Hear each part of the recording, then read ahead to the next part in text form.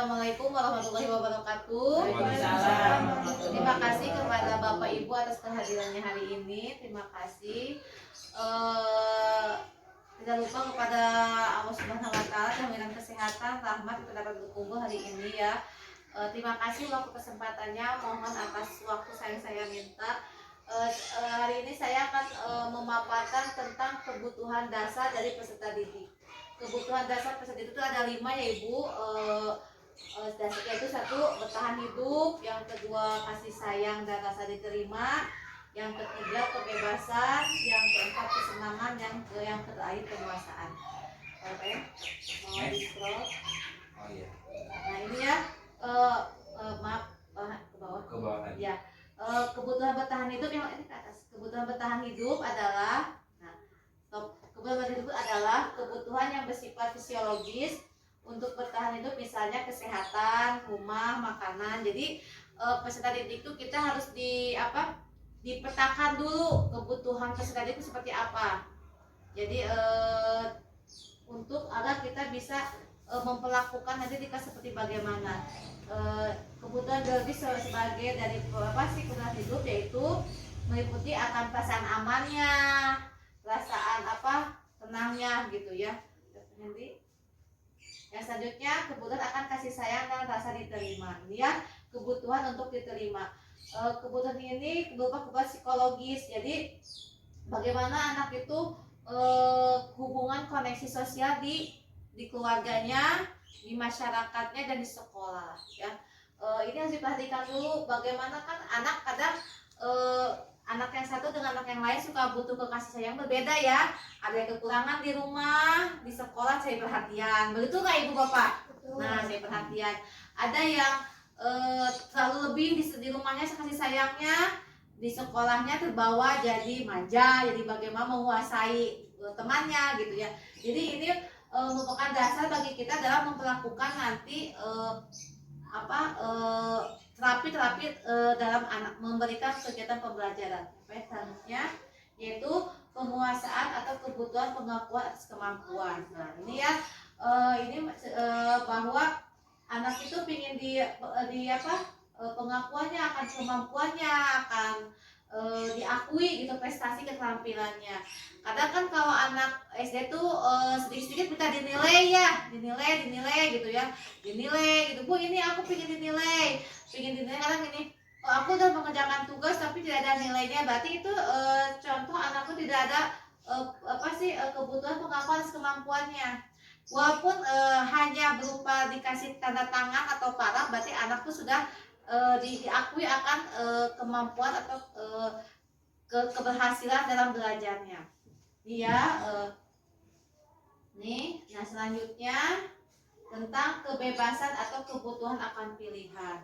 Jadi berdasarkan dengan kurikulum Merdeka sekarang bahwa anak itu diberikan kebebasan atau otonomi akan dirinya untuk memilih pilihan dalam mau bagaimana nanti kegiatan-kegiatan yang akan dipilih. Berarti ini posisinya bahwa guru sebagai fasilitator berarti menuntut menyediakan berbagai macam aktivitas. Kan kadang anak tuh aktivitasnya ada yang suka menggambar, ada yang suka bergerak gitu ya. Jadi kegiatan tuh pada saat awalnya merencanakan bagaimana pilihan-pilihan kegiatan yang bisa mewakili anak agar anak tuh merasa dia tuh mempunyai keleluasaan untuk mengeksplor ilmu dalam setiap pembelajaran. Jadi tidak hanya zaman dulu tuh hanya ceramah aja ya, ceramah kerjakan, tetapi sekarang tuh kegiatannya bermacam-macam. Walaupun tujuannya sudah ditentukan, nah tujuan itu kita dijabarkan. Kegiatannya walaupun contoh ya untuk kelas 5 gitu ya. Untuk kelas 5 tuh membuat daur air. Anak menjelaskannya bisa dengan berupa cerita, boleh berupa tulisan, boleh berupa dengan menggambar atau menempelkan, boleh dengan praktek. Nah, jadi pilihan-pilihan kebebasan sebenarnya anak harus diberikan untuk agar kebutuhannya terpenuhi. Nah ini selanjutnya itu kesenangan. Kesenangan itu bagaimana pendidikan itu menyenangkan, tidak membuat anak tuh bosan ya.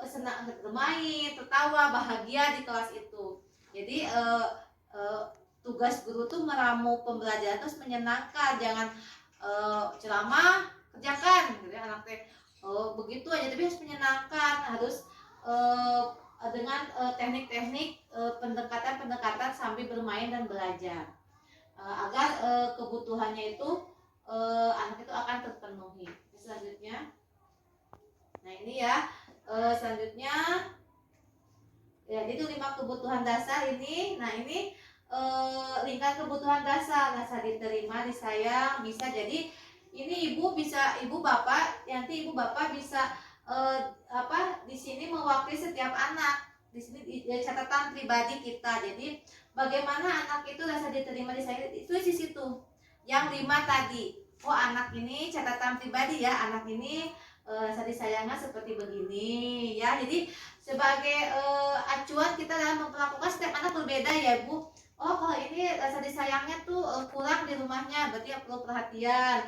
Oh ini kemampuannya itu lebih daripada temannya. Kalau temannya bisa mengerjakan tugasnya hanya 3 soal tapi dia 5 soal, gitu kan, itu kemampuannya berarti lebih. Terus ini oh senang, ternyata anak ini yang akan ada anak yang ingin berbaur, ada yang sendiri, Bu sama ingin mengerjakan sendiri tidak menyenangkan, ada kan seperti begitu. Jadi diikutan ya, bebas. Kebebasan tuh bukannya anak peserta didik harus didik kubadinya gitu ya enggak, tapi kebebasan itu hasil karyanya mau seperti bagaimana, mau dibentukin poster, dibentukin cerita, dibentukin puisi ya, didongengkan gitu, didongengkan. Jadi kebebasan mengekspresikan anak tuh boleh digerakkan berupa pantomim, anaknya yang bergerak boleh. Jadi kebebasan kemerdekaan seperti begitu. Yang penting kebutuhan anaknya terpenuhi. Ibu bapak inilah ya yang tadi yang sudah dipaparkan tadi, hukuman bagaimana ya, hukuman dengan posisi penghukum, terus ini posisi pemantau ya, konsekuensinya bagaimana, terus posisi manajer dengan restitusinya bagaimana. Contoh ya ini ya, jadi kita sekarang insya Allah lah adanya perubahan ya, memperbaiki, jangan jadi posisi penghukum, karena Indonesia akan gagal anak itu. Mengapa? Karena penghukum tuh anak akan emosinya tersimpan dalam dirinya, terakumulasi, nanti pada saat dia kecewa atau tidak ini akan keluar dengan meledak, itu nanti anaknya akan menyakiti teman, akan menyakiti dirinya sendiri, karena awalnya kita menghukum tanpa mengetahui alasannya dia berbuat seperti begitu. Dia akhirnya dia akan berbuat yang tidak diinginkan lah gitu ya. Nih contohnya ya, sesuatu yang meyakinkan harus terjadi ya.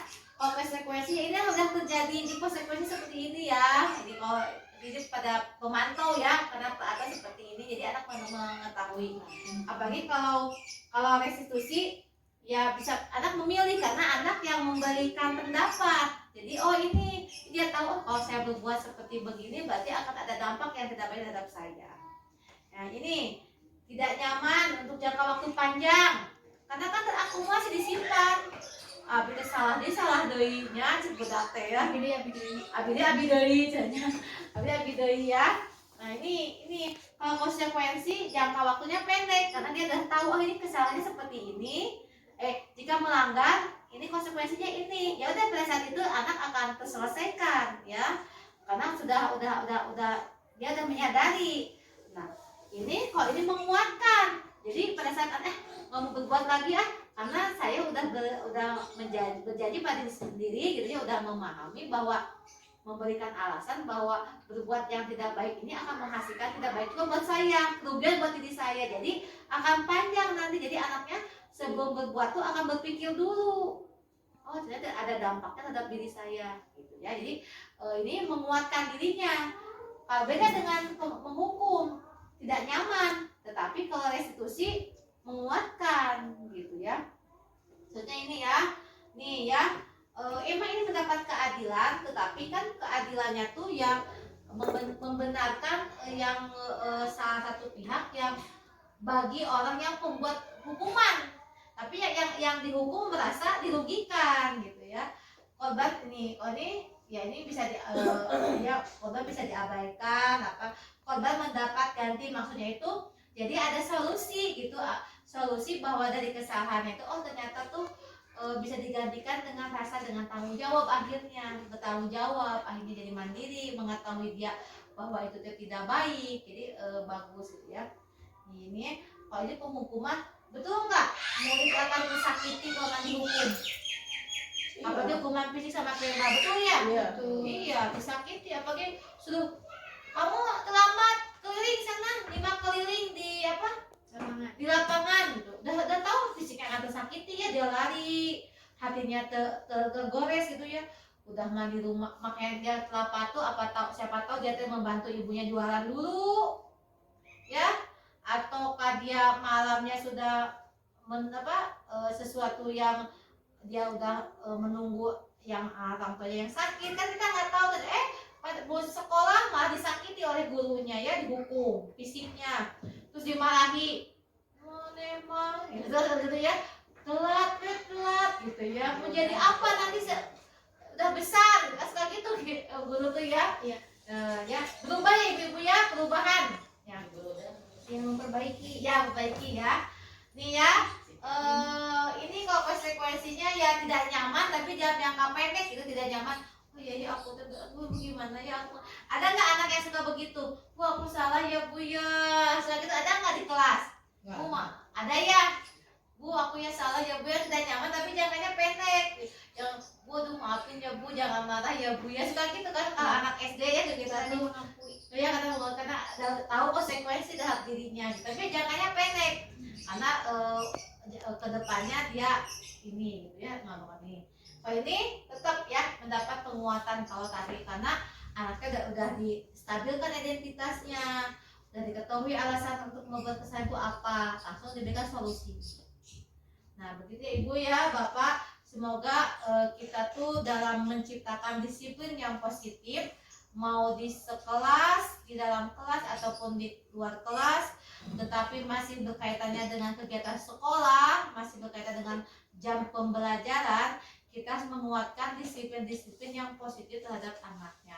Jadi menurut ibu sekalian, posisi bagaimana yang terbaik itu? Posisi bagaimana? Ya yang 5 posisi ini tadi, yang satu kan penghukum, yang kedua memberi rasa bersalah, yang ketiga teman, yang keempat pemantau, yang kelima manajer. Jadi menurut yang lebih baik itu posisi yang bagaimana? Yang manajer, yang mengolah dirinya, dia mengolah dirinya. Jadi akan kuat nanti pengendalian dirinya.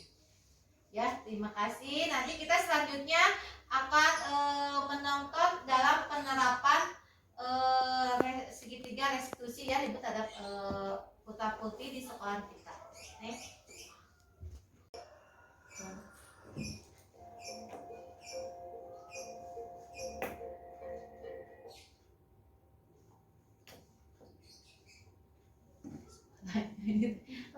Iya nggak tahu handphonenya kan gitu.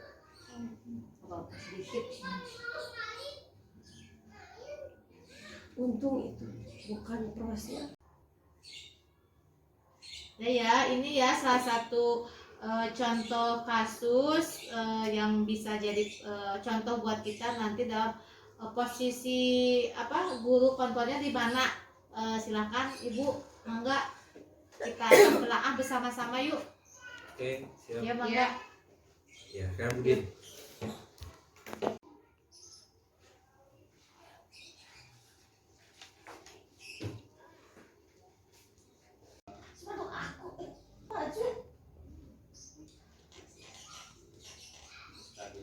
Validasi tindakan yang salah gitu ya. Validasi tindakan ya Bu ya, ini ya. Validasi tindakan. Iya. Jadi kenapa melakukan itu gitu kan? Jadi kita nggak alasannya gitu. ya. Jadi tidak langsung dihukum Nah, gitu kan, gitu. penuh dengan kasih sayang Iya, gitu. sayang. Terus ya nggak bisa suara aja. Ini penerapan segitiga restitusi ya Bu. Ketika anak datangnya terlambat, anaknya terlambat, bagaimana tahapan restitusi itu diterapkan dalam 3 tahap. Yang satu ini menstabilkan ada kasus ya. Di sini ada siswa bernama Sabrina bangun terlambat dan terburu-buru sampai di sekolah. Dia pun akhirnya sampai di gerbang sekolah, tapi baru menyadari kalau tidak menggunakan sepatu hitam seperti tertera di peraturan sekolah.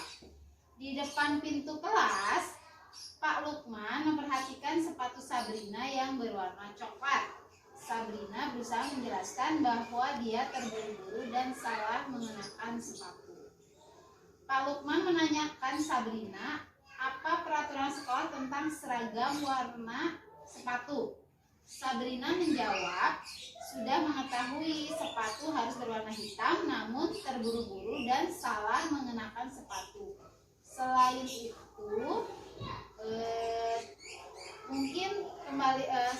selain tidak mungkin kembali pulang karena rumahnya jauh, Pak Lukman tetap bersikeras pada peraturan yang berlaku dan mengatakan, ya sudah, kamu sudah melanggar peraturan sekolah.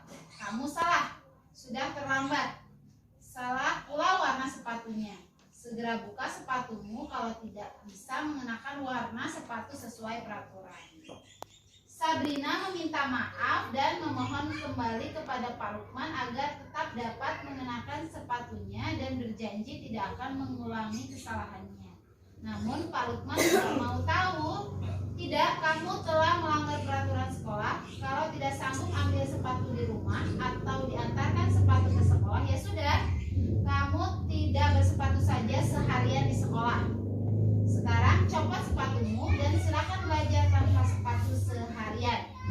Sabrina pun dengan berat hati mencopot sepatunya dan memberikannya kepada Pak Lukman.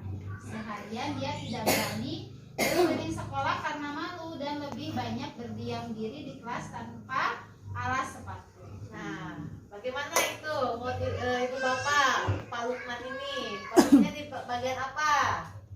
Kalau menurut saya Pak Lukman itu posisinya pemantau juga penghukum. Tapi alangkah baiknya setelah mempelajari sebelumnya materi segitiga apa tadi? Restitusi. Nah, segitiga restitusi, seharusnya Pak Lukman itu menanyakan terlebih dahulu apa alasannya anak itu memakai sepatu itu. Jadi jangan langsung memojokkan atau memberi hukuman.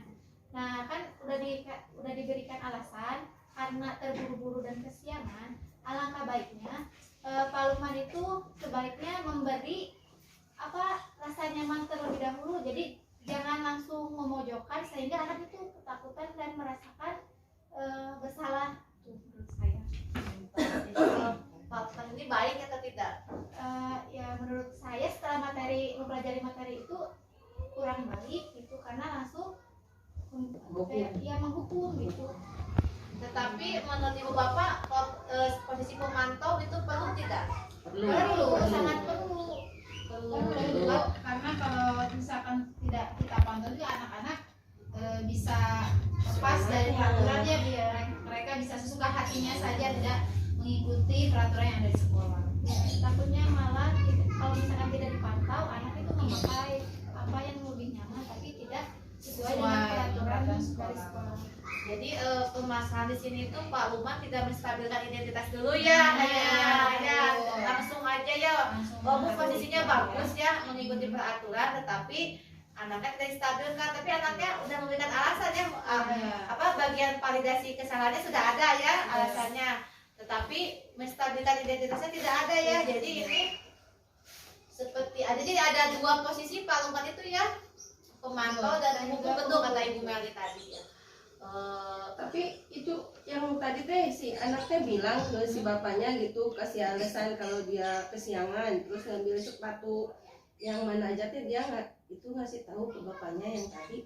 Iya, ada Alasan. Sebenarnya gini ya, bukan sebenarnya kan gini, anak satu kelas itu beda-beda karakternya, sama juga dengan guru meskipun kita diam di satu sekolah yang sama, tapi tetap mereka sama tahu aturan sekolah itu, tapi tetap mereka juga cara menerapkannya pasti beda sih. Kayak kan baik gitu kan, nah itu bakal terbiasa Dan kalau kita menerapkan sama anak ini, oh biarin dia kesiangan, kasih kelonggaran kayak gitu.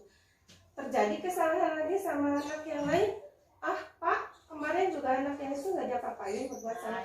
Akhirnya bakal merembet. Nah, ketidaktaatan itu bakal ke anak yang lain juga berlanjut. Jadi tidak bisa disebutkan si bapak itu salah juga tidak, karena kita tinggal di dunia pendidikan. Jangankan ada di lingkungan sekolah yang kita notabene kita bukan saja mengajarkan anak untuk pintar, tapi untuk punya etika juga.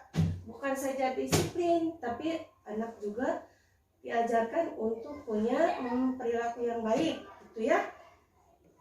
Dari belajar dari yang tadi.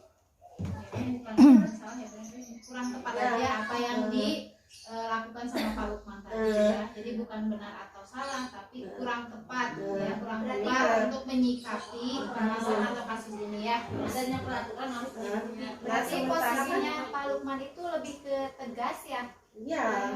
Menanyakan apa Tegas. Kalau sesuai dengan sesuai apa yang sudah dijelaskan sama Bu Elima tadi ya, penghukum dan pemantau ya, betul. Tapi tidak salah ya, cuman hanya kurang tepat aja cara beliau untuk menyelesaikan kasus ini. Terus kan Sudah ada peraturannya sebelumnya, jadi pemantau. Terus kan kita itu guru tuh sebuah profesi. Profesi guru itu tidak bisa disamakan dengan profesi yang lain. Kalau mungkin di kantor itu kita hanya menggunakan otak saja, di pabrik kita memakai otot, tapi di sekolah profesi seorang guru itu memakai semuanya. Otak, otot, hati. Hati itu berarti perasaan. Kalau seorang guru mengajarkan ke anak tidak memakai perasaan, kelar tuh anak. Karena yang kita ajarkan bukan hanya saja dia pintar, tapi juga punya moral gitu. Jadi otak dipakai, otot dipakai, hati juga dipakai, yaitu kasih sayang ya ke anak. Cara mengajarkan, kita marah nih anak murid berbuat salah, bukan berarti kita membenci anak didik kita, tapi karena kita sayang dia, kita nggak mau anak itu terus-terusan berbuat salah. Karena kita sayang, kita abaikan saja, kita kan tidak bisa seperti itu. Tapi dengan nih, berarti kamu tuh salah, caranya memberikan apa? Punishment yang tadi. Berarti di sini Pak Lukman sudah menanyakan solusi ke Sabrina ya, solusinya ya. Jadi solusinya hanya sepihak, berarti Pak Lukman. Iya. Maksudnya kan solusinya bagaimana ya gitu ya, tidak ada solusi. Jadi bagaimana Bu Mei, kata Bu Mei tadi? Kalau menurut saya tadi sebelumnya kan itu ada pemantau dan penghukum, jadi saya lebih condong ke situ. Tapi emang iya, kalau misalkan anak terus berulang, takutnya malah jadi nggak disiplin juga. Jadi kita menegaskan atau bahwa memberikan perlakuan terhadap anak itu berarti sesuai dengan keadaannya ya, keadaan waktunya ya. Kapan itu posisi manajer kapan diberikan, kapan posisi pemantau diberikan.